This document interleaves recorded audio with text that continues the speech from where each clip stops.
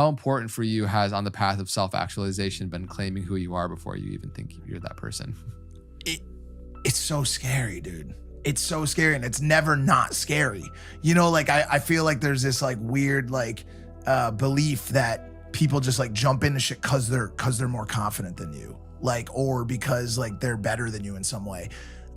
Anytime I do something new, as you can tell by my sweating, you know what I'm saying, or panic attacks or whatever, I'm frightened, bro. Like I was frightened the first time I got on a stage and gave us a seminar. I was frightened the first time I got all those dogs at dog camp. Fear is not absent from people's lives because you see them doing stuff. Yeah. They're simply overcoming that fear. That's what that is. And you know, luckily for me, as I talked about earlier about missing time, not luckily, but like because of my non-attachment to having to take care of a family, and I've been in my career blessed with my individual, my kind of my solo endeavors, because I have been by myself so much, and that's a blessing and a curse right at the same time. There's something to be said about taking chances when you are still an unknown. It's just so much, I don't know, there was something so much easier for some reason about taking those risks when no one knew who I was, because you know, it's like the bigger they are, like the harder they fall type thing. It's like as you start to create a name for yourself and you start to create an aura and a personality and a brand, those deviations from it become harder to sell. You know what I'm saying? When you're just a malleable piece of clay and you've not yet created a name for yourself, which is what I was, it was much easier. Now when somebody says to me, yo, Mike, I really think that you are funny enough to do stand-up. Like, please do a routine and get on stage.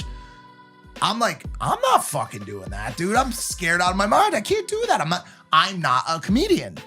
And so oddly, everything that you're prescribing to the audience of what I always have been, I'm really not anymore, which sucks, because there's a level of that childlike explorer that you need to hold on to, bro. It is so important to continuing to evolve, and a lot of mine came from discomfort. A lot of mine came from being against the wall and that feeling of like, yo, like I got to do something. I'm not making money. I'm not becoming anything in my life. I got to do something. Comfort is one of the worst things you can ever feel in this life. You think you always want it. I've been comfortable for 3 years now and I can stay here.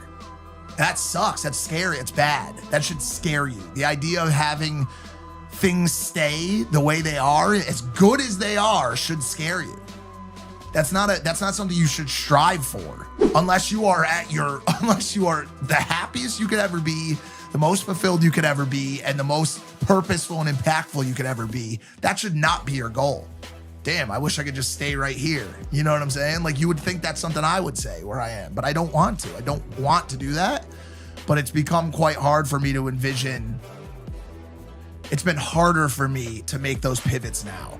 And so I guess my advice or how I talk about it is like, if you have the chance to take risks in your life, like you better take them, because the upside is massive.